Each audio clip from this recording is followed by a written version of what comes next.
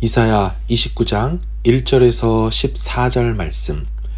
슬프다 아리엘이여 아리엘이여, 다윗이 진친 성읍이여, 해마다 절기가 돌아오려니와 내가 아리엘을 괴롭게 하리니 그가 슬퍼하고 애곡하며 내게 아리엘과 같이 되리라. 내가 너를 사면으로 둘러 진을 치며 너를 애워 대를 쌓아 너를 치리니 네가 낮아져서 땅에서 말하며 내 말소리가 나직이 티끌에서 날 것이라. 내 목소리가 신접한 자의 목소리같이 땅에서 나며 내 말소리가 티끌에서 찌껄이리라. 그럴지라도 내 대적의 무리는 세미한 티끌 같겠고 강포한 자의 무리는 날려가는 겨 같으리니 그 일이 순식간에 갑자기 일어날 것이라. 만군의 여호와께서 우레와 지진과 큰 소리와 회오리 바람과 폭풍과 맹렬한 불꽃으로 그들을 징벌하실 것인즉, 아리엘을 치는 열방의 무리 곧 아리엘과 그 요새를 쳐서 그를 곤고하게 하는 모든 자는 꿈같이 밤의 환상같이 되리니, 줄인 자가 꿈에 먹었을지라도 깨면 그 속은 여전히 비고, 목마른 자가 꿈에 마셨을지라도 깨면 곤비하며 그 속에 갈증이 있는 것 같이 시온산을 치는 열방의 무리가 그와 같으리라. 너희는 놀라고 놀라라. 너희는 맹인이 되고 맹인이 되라. 그들의 취함이 포도주로 말미암음이 아니며 그들의 비틀거림이 독주로 말미암음이 아니니라. 대저 여호와께서 깊이 잠들게 하는 영을 너희에게 부어주사 너희의 눈을 감기셨음이니 그는 선지자들과 너희의 지도자인 선견자들을 덮으셨음이라. 그러므로 모든 계시가 너희에게는 봉한책의 말처럼 되었으니 그것을 글 아는 자에게 주며 이르기를, 그대에게 청하노니 이를 읽으라 하면 그가 대답하기를, 그것이 봉해졌으니 나는 못 읽겠노라 할 것이요. 또 그 책을 글 모르는 자에게 주며 이르기를, 그대에게 청하노니 이를 읽으라 하면 그가 대답하기를, 나는 글을 모른다 할 것이니라. 주께서 이르시되, 이 백성이 입으로는 나를 가까이 하며 입술로는 나를 공경하나 그들의 마음은 내게서 멀리 떠났나니 그들이 나를 경외함은 사람의 계명으로 가르침을 받았을 뿐이라. 그러므로 내가 이 백성 중에 기이한 일, 곧 기이하고 가장 기이한 일을 다시 행하리니 그들 중에서 지혜자의 지혜가 없어지고 명철자의 총명이 가려지리라. 아멘. 살아서 오늘도 우리와 함께 하시는 좋으신 하나님, 이 시간도 이 아침 새벽에 주님과 함께 시작하기를 원합니다. 하나님, 락다운이 계속되는 가운데 우리 마음 작아지지 않게 도와주시고, 하나님, 우리 앞길에 대한 두려움 사로잡히지 않게 도와주셔서 주님을 신뢰함으로, 주님을 바라봄으로 이 모든 두려움과 이 모든 흑암들을 다 이겨나갈 수 있도록 주님 빛으로, 주님 우리 인생의 인도자로 앞서 행하여 주시옵소서. 오늘도 하나님의 음성 듣고자 합니다. 우리에게 점검이 되고 우리를 다시 새롭게 하고 영적으로 더욱 싱싱하게 만드시는 주님의 말씀으로 혹 아프더라도 하나님 듣게 하여 주시고, 또한 그 말씀이 오히려 우리에게 위로와 힘이 될 수 있도록 역사하여 주옵소서. 예수님의 이름으로 기도하옵나이다. 아멘. 오늘 본문 말씀입니다. 여러분, 부모님은 자녀들을 통제할 수 있습니다. 그러나 자녀들은 부모님을 통제할 수가 없지요. 이처럼 우리가 누군가를 통제할 수 있다면 그 대상은 나에게 속한다라는 의미를 함의합니다. 나보다 권위 있고 높은 차원의 존재는 그 하위 대상에 의해 통제되질 않습니다. 세상의 모든 신들은 인간의 통제 대상이 됩니다. 사실 그 신들 인간이 만든 거 아닙니까? 인간이 석상을 세워주고 깎아서 그 자리에 놓지 않았다면 존재할 수 없는 존재들이죠. 얼르고 달래면 해당 신들은 만족해하거나 잠잠해집니다. 제물을 바치고 제사를 지내주면 사람이 원하는 것들을 얻어낼 수가 있습니다. 하지만 여호와 하나님은 그렇지 않으십니다. 그분이 가진 독특성이 있는데 그것은 사람 인간이 마음대로 어찌하지 못한다는 것입니다. 사무엘상에서 블레셋과의 전투를 할 때를 한번 생각해 보십시오. 이스라엘이 전세에서 밀리자 승리를 하기 위해 여호와의 언약궤를 가져갔습니다.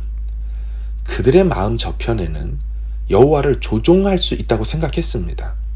언약궤에 갇혀 있는 분이고 언약궤를 옮겨다 놓으면 그 언약궤가 있는 그곳에서 기계적으로 자동으로 역사하게 되어 있는 분, 그들은 여호와를 이같이 생각했습니다.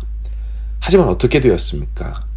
언약궤라는 껍데기만 가져갔을 뿐이지 여호와의 임재는 본인을 마음대로 전쟁터로 옮겨갈 수가 없었습니다. 결국 전쟁에서 패배하고 엘리의 두 아들들 모두 전사했습니다. 이처럼 하나님의 임재, 하나님 당신은 사람이 어떻게 조정하거나 옮기우거나 이동시킬 수 없는 독보적인 존재라는 것입니다. 이 같은 모습은 다윗이 여호와의 언약궤를 예루살렘으로 옮기는 과정에서 다시 나타났습니다. 우리 베레스 으사라고 하지요. 우사의 충돌이다. 여호와의 언약궤를 맨 소들이 갑자기 이동 중에 날뛰자 그것을 잡으려고 함부로 언약궤에 손을 댄 우사, 어떻게 되었습니까? 그 자리에서 죽어버렸습니다. 이 일로 인하여 다윗과 이스라엘은 큰 두려움에 사로잡혔습니다. 그들은 이 일로 하나님은 함부로 대할 수 없다는 그런 분임을 깨달았습니다. 그리고 언약궤는 소에 매어서 자기들 편한 대로 이동시킬 수 있는 것이 아니라 율법에 의해 그분이 정한 방법에 따라서 제사장들이 어깨에 메고 이동해야 했다는 것이죠. 함부로 손을 대었다가는 죽어버릴 수 있는 매우 두려운 존재가 여호와, 그분이라는 것과 그분의 방식, 그분이 제의한, 그분이 가르쳐준 그것대로 하지 않으면 절대로 안 된다라는 것을 배우게 된 사건이지요. 이처럼 여호와 하나님이 가지신 특징은 사람이 그분을 감히 어찌해보지 못한다라는 것입니다. 오늘 본문에서도 이같이 여호와만이 가지시는 독보적 행동을 볼 수가 있습니다. 그것은 구원의 임의성과 구원의 급작성이라는 용어로 설명할 수 있을 것입니다. 오늘 본문 1절에서 4절까지를 보십시오. 내용은 예루살렘이 심판당하는 메시지입니다. 슬프다 아리엘이여 아리엘이여 다윗이 진친 성읍이여 해마다 절기가 돌아오려니와 내가 아리엘을 괴롭게 하리니 그가 슬퍼하고 애곡하며 내게 아리엘과 같이 되리라. 내가 너를 사면으로 둘러 진을 치며 너를 애워 대를 쌓아 너를 치리니 네가 작아져서 땅에서 말하며 네 말소리가 나직이 티끌에서 날 것이라. 여러분, 여기서 나오는 아리엘, 이것은 본래적 의미로 제단이라는 뜻입니다. 제단, 번제단. 그런데 여기서는 예루살렘을 지칭하고 있죠. 참고로 오늘 본문에서만 성경 전체에서 아리엘이라는 단어가 등장합니다. 지금 하나님은요, 아리엘인 예루살렘이 슬퍼하고 애곡할 것이라고 합니다. 그들은 해마다 절기를 기다리며 축제를 바랬겠지만 하나님은 이 아리엘, 예루살렘을 괴롭게 하신다고 말씀하죠. 이는 아리엘인 예루살렘을 아리엘, 제단의 제물로 삼아 불로 심판한다라고 말씀합니다. 2절을 보십시오. 내가 아리엘을 괴롭게 하리니, 첫 번째 아리엘은 예루살렘을 얘기하고요. 그가 슬퍼하고 애곡하며 내게 아리엘과 같이 되리라. 여기서 말하는 아리엘은 제단과 같이 되는 것입니다. 그러니까 예루살렘이 오히려 제단과 같이 되었다. 제단 아리엘 위에 예루살렘 아리엘이 올라가서 스스로 예루살렘이 제물이 되어 버리는 것이죠. 제물이 된다, 불로 심판한다 라는 것입니다. 그런데 갑자기 5절에서는 이 아리엘인 예루살렘을 심판하시겠다고 4절까지 하신 후에 5절부터 갑자기 구원하시겠다고 합니다. 5, 6절을 보십시오. 그럴지라도 네 대적의 무리는 세미한 티끌 같겠고 강포한 자의 무리는 날려가는 겨 같으리니 그 일이 순식간에 갑자기 일어날 것이라. 만군의 여호와께서 우레와 지진과 큰 소리와 회오리 바람과 폭풍과 맹렬한 불꽃으로 그들을 징벌하실 것인즉. 너무나 갑작스럽습니다. 이걸 다시 보고 9절을 다시 봐도요, 왜 갑자기 5절부터 구원하시겠다고 하는지 근거와 이유가 없이 훅 하고 들어오셔서 구원해버리겠다고 하시죠.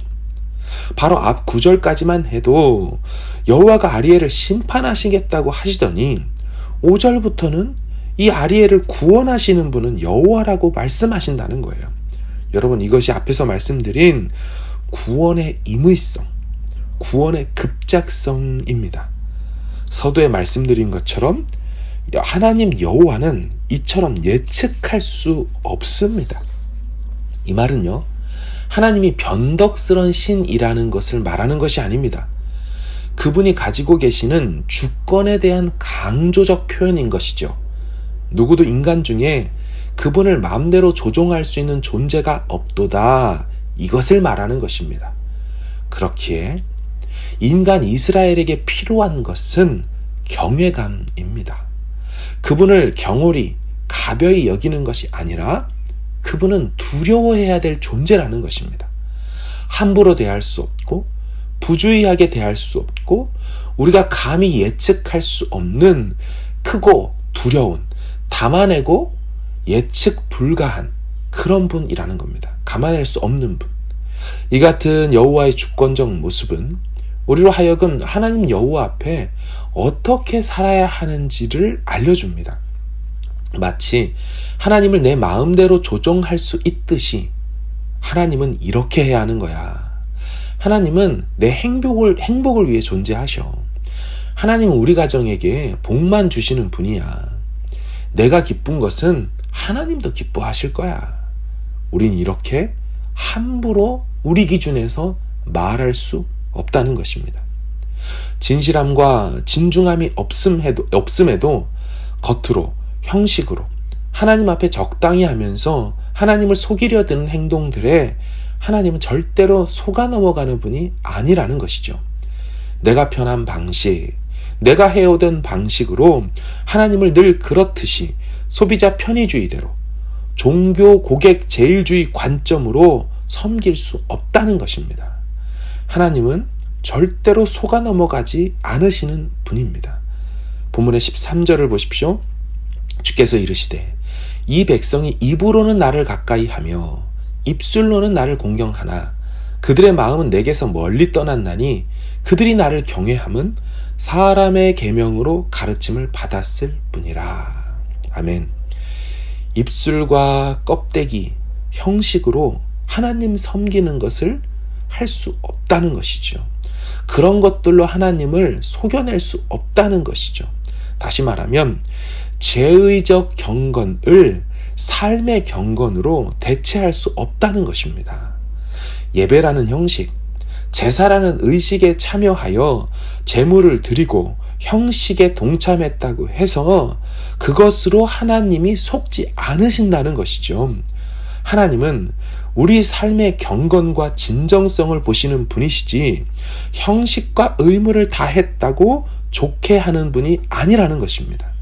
사람은 속여도 하나님은 속일 수 없는 분이라는 것이죠. 이스라엘이 망한 것은 제사를 안 드려서가 아니었습니다. 이스라엘이 망한 것은 절기 준수와 제물 드림이 없어서도 아니었습니다. 마음이 주님에게서 떠났고 자기 식대로 편한 대로 임의로 하나님을 섬겼기 때문이었습니다. 저를 포함한 우리 모두는 하나님 앞에서 경성해야 할 줄로 압니다. 배우자를 비롯하여 가족 모두와 친구들과 교회 사람들 모두를 속일 수 있어도 진정으로 하나님 여호와를 사랑하는지 그렇지 않은지, 진정으로 하나님 여호와가 원하시는 삶을 살아내는지 흉내만 내는지 이거 하나님 여호와는 다 아신다는 것입니다. 우리가 기도하면서 말씀을 볼 때 성령이 주시는 마음이 있을 것입니다. 성령께서 계속해서 우리에게 체근하시는 것이 있지요. 너 이거 고쳐야 해. 찔림이라는 게 있습니다. 너 이거 끊어야 해. 너 이거 빨리 풀어내야 돼. 너 이거 바꿔야 해. 여러분, 그 내용을 제가 알겠습니까? 여러분의 배우자가 알겠습니까? 친구와 지인들, 형제자매가 알겠습니까? 하지만 하나님 여호와는 아신다는 것입니다. 제 의적 경건으로 그분을 속이려 들지 말고 삶의 경건으로 그분 마음에 합한 우리가 되기를 주님의 이름으로 축원합니다. 하나님 여호와를 속일 수 없는 것이 참으로 사실인 것처럼 그와 동시에 하나님 여호와만 아시는 우리 마음의 진실함으로 오늘도 그분께 내어드릴 수 있기를 바랍니다.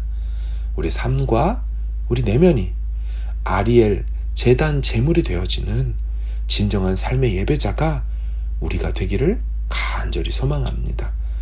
우리 하나님을 속일 수 없다는 사실은 곧 하나님은 정확히 우리 마음 아신다는 사실로 이어진다는 사실 앞에 하나님 앞에 더 진실하게, 하나님 앞에 더 순전한 마음으로 나아가기만 한다면 그 누구도 몰라도 하나님 여호와는 다 아시는 그런 삶으로, 그 내면으로 주 앞에 드려 우리 삶이 진정 아름다운 하나님 앞에서의 제물로 드려지고 그분 앞에 향기가 되어지는 그런 삶이 되어지게 되는 줄로 믿습니다. 우리 같이 함께 이 내용으로 기도하길 원합니다. 하나님, 다시 한번 우리 자신을 점검하길 원합니다. 사람들 다 속일 수 있어도, 흉내와 허울과 껍데기 속에 내가 숨을 수 있어도, 사람은 다 속여도 하나님을 속일 수 없다는 사실 앞에 하나님, 내가 진실하길 원합니다.